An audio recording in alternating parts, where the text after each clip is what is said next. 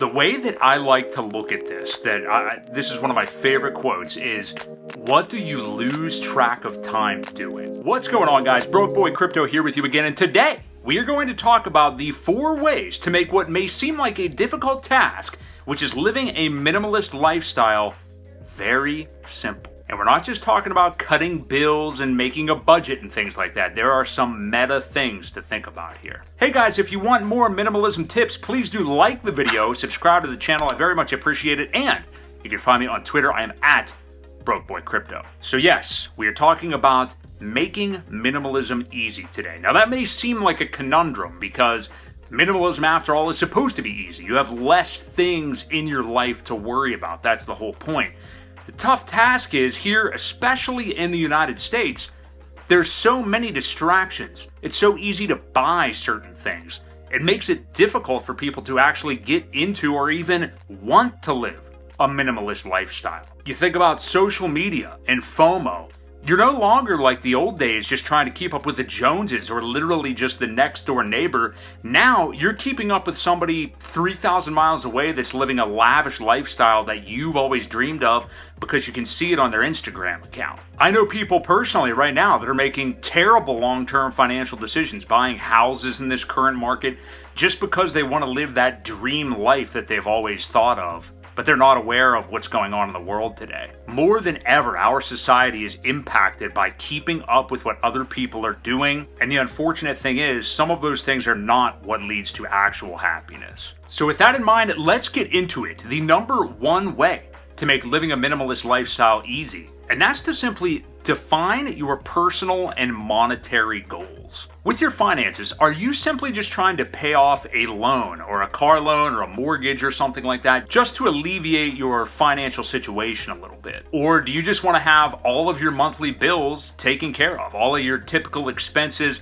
already paid for because of the investing that you've done, so the rest you can just concentrate on spending for good or whatever it is you actually want to do with your life? Or do you want to get ultimately to the citadel and have yourself financial freedom for the rest of your life and get into that $5 to $10 million stratosphere so you and your family can live comfortably for the rest of your days? And then you think about the personal side of things. Is there a specific city that you would like to live in? Think about the type of people that you want around you and in your life. Where are they? What kind of environment do you want to create for yourself and your family? Once you have pared these things down and you really know what you want to attain financially and the kind of lifestyle you want to live, it makes your actions in terms of getting there much simpler because you have a more clear vision. If you know all you want to do is just pay off that car, it's simple. You know how to get there.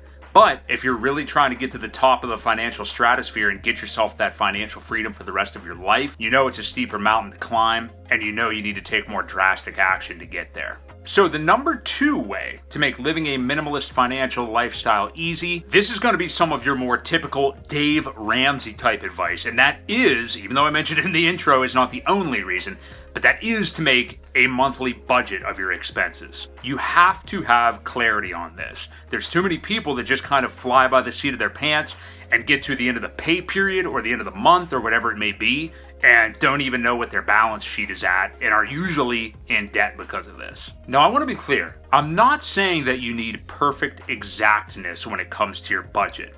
But just think of the things that remain constant for you, okay? Your mortgage or rent payment, your car payment if you unfortunately still have one, your insurances, cell phone bill, internet, all of your utilities, water, gas, electric. Just know what these constants are because they're rarely changing, maybe with the temperature and the time of the year or something like that, but have an idea of what these are, because once again, we're all about clarity here when it comes to living a minimalist lifestyle. Knowing your expenses exactly like this can help you get there. I can't tell you how many times I've done this over the course of my life and realized there were so many different places where I was able to save money, shave off a couple bucks here or there. Sometimes it literally is just the awareness of what you're spending to get you to the level of realizing what you can cut out. I carry so little financial fat with me that I can't even imagine it, but I know that there are people out there that forget about the Hulu subscription or Disney Plus subscription that their kids aren't using anymore, or this, that, or the other thing.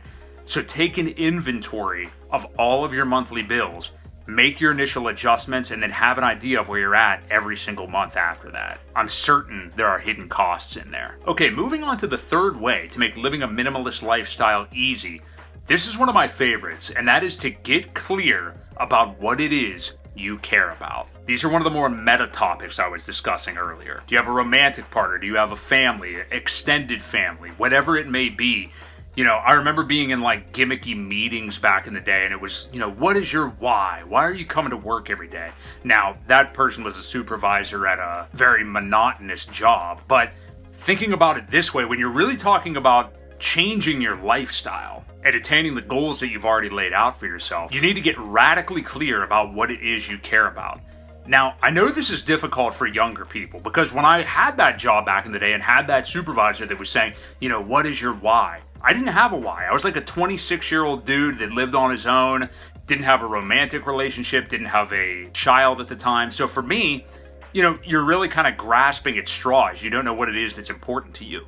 So if that's you and you don't have that specific thing you can easily point to and say, clearly, this is my why and this is what my purpose is, don't worry, because it is going to come. Sometimes it just comes with life experiences and time. But I assure you, when it comes into your life, you will know it beyond the shadow of a doubt. I know what mine is, I think about it every single day, and I have a compelling vision based off of it. But I promise you, you will find it one day if you don't have it right now, and you will do anything to defend it. When you feel that way about it, you'll know that you have found your why. I loved having this discovery because it makes every action you take crystal clear, because you look at yourself in the mirror at the end of the day or when your head hits the pillow and it's like, did I get closer to my goal for this why? It makes certain things non-negotiable and many decisions very easy to make. That brings us to the fourth and final way to make living a minimalist lifestyle easy, and that is going to be do what you enjoy doing repeatedly. Identify what it is and keep doing it.